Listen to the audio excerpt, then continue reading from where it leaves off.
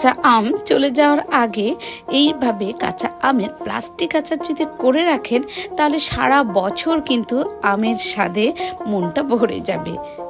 নমস্কার বন্ধুরা, আপনাদের সকলকে স্বাগত এস কুক অ্যান্ড ফুড চ্যানেলে। আজকে একটা দুর্দান্তকর স্বাদের আমের রেসিপি নিয়ে চলে এসেছি।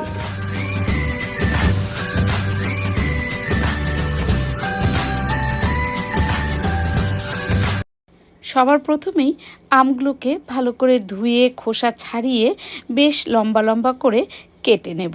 তো দেখুন আমি লম্বা লম্বা করে কেটে নিয়েছি, আপনারা আপনাদের পছন্দ মতন কাটতে পারেন। তো আমি এখানটায় একটা পাত্রে কিছুটা পরিমাণে জল নিয়ে তার মধ্যে নুন দিচ্ছি। বেশ খানিকটা নুন বলতে 2 চামচ নুন দিলাম। দিয়ে নুনটা ভালো করে গুলে আমের যে আমি টুকরোগুলো করেছি লম্বা লম্বা করে, সেগুলো এই জলের মধ্যে দিয়ে বেশ কিছুক্ষণ ভিজিয়ে রাখবো। তো আমি এখানে ভিজিয়ে রেখেছিলাম মোটামুটি 3 ঘন্টা। বন্ধুরা 3 ঘন্টা পর আবার ফিরে আসছি। আমগুলো খুব ভালো করে ভিজে গেছে এবং আমের মধ্যে যে একটা রস থাকে, কষ থাকে কাঁচা আমে, সেটা কিন্তু একদম বেরিয়ে আমগুলো দেখুন কেমন স্বচ্ছ হয়ে গেছে। তো এবার আমগুলোকে ভালো করে আমি ধুয়ে তুলে নিয়ে একটা সাদা কাপড়ে ভালো করে জলটা মুছে নেব।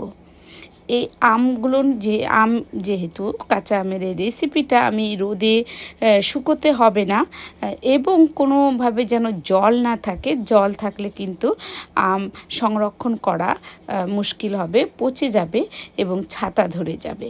তো সেই দিক খেয়াল রেখে আমি আমগুলোকে ভালো করে জল মুছে নিলাম। এবার চলে এলাম কড়াইয়ে নিয়ে নিচ্ছি এখানটায় আমি 2 কাপের মতন ভিনিগার।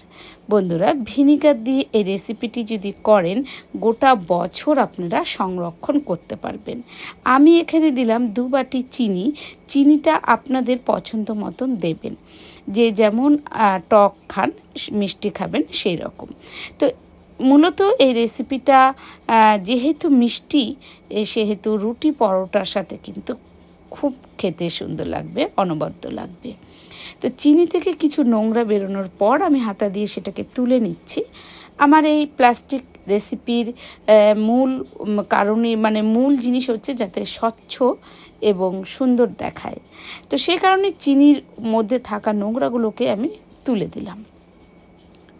ওই জলের মধ্যেই সেরাটার মধ্যে দিয়ে দিলাম আমি কিছুটা শুকনো লঙ্কা, 1 টুকরো দারচিনি, আর দিলাম কিছুটা পরিমাণে কুচিয়ে রাখা আদা।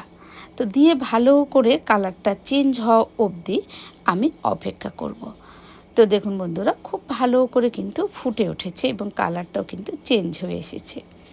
এর মধ্যে আমি দিয়ে দেব যে ভিজিয়ে রেখেছিলাম আমগুলো এবং জলটা ভালো করে শুকনো করে নিয়েছি সেই আমের টুকরোগুলো দিয়ে এটা আমি অপেক্ষা করব যতক্ষণ সেদ্ধ না হয়। এগুলো আপনারা ছোট করে টুকরো করে নিতে পারেন আমগুলো। তো আমি এখানে এইভাবে লম্বা লম্বা টুকরো করে নিয়েছিলাম।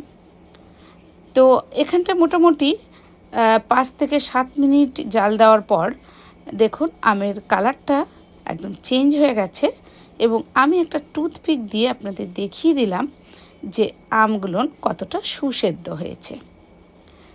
বন্ধুরা এইভাবে আমের রেসিপি যদি করে রাখেন কোনো ঝামেলা নেই রোদে দেওয়া, এবং তেলও কিন্তু এতে দিতে হয় না। তো তেল ছাড়া রোদ ছাড়া এরকম একটা রেসিপি সারা বছর যদি ঘরে থাকে তাহলে তো খুবই ভালো হয়। দিয়ে দিলাম আমি এখানে চিলি ফ্লেক্স, আর এখানে করে রেখেছিলাম লেবুর রস। আমি এখানে 2টো লেবুর রস করেছিলাম, সেইটা দিয়ে দিলাম। তো বুঝতেই পারছেন যে চিলি ফ্লেক্স, দারচিনির একটা সেন্ট, আদার সেন্ট এবং তার সাথে একটা লেবুর যে গন্ধ, সব কিছু মিশিয়ে এই রেসিপিটা কতটা অনবদ্য হতে চলেছে। তো আমার একদম রেডি বন্ধুরা আমার কাঁচা আমের প্লাস্টিক আচার। তো আপনারাও এরকম বানিয়ে রাখুন। আর কিছুদিনের মধ্যেই বাজারে কিন্তু কাঁচা আম পাওয়া যাবে না। তো যতদিন পাওয়া যাচ্ছে এইরকম একটা রেসিপি করে বাড়িতে রাখুন, যাতে অনেক সময় রুটির সাথে তরকারি না করলেও এই রেসিপিগুলো দিয়ে কিন্তু রুটি খেয়ে নেওয়া যায়। তো বন্ধুরা আজকের মতন এখানেই বিদায় নেব। আবার আগামী নেক্সট ভিডিওতে নতুন কোনো রেসিপি নিয়ে আপনাদের সামনে হাজির হব। তো ততক্ষণের জন্য টাটা।